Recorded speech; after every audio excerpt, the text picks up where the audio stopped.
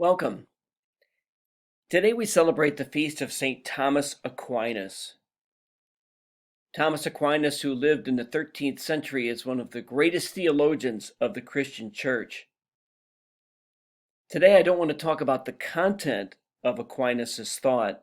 Rather, I want to talk about the method that he used in writing and in teaching. What he accomplished in the Middle Ages was a tremendous synthesis of faith and reason. And that's what you see in the image on the screen. In his right hand is an image of the church.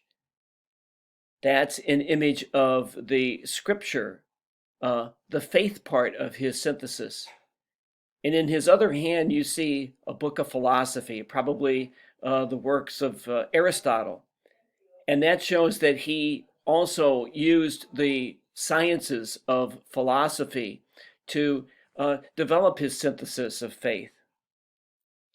Aquinas shows us that our faith can be nourished or should be nourished in two ways. First of all, it is a matter of the Spirit. We should plumb the depths of the scriptures as St. Thomas Aquinas did. This is the bedrock of our Christian faith. But secondly, our faith is nourished by our minds.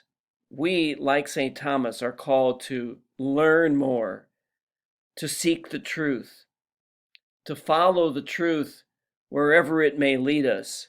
Not just the truth of Scripture, but also the truth of the world, the truths of science, the truth that is taught to us through our contemporary disciplines.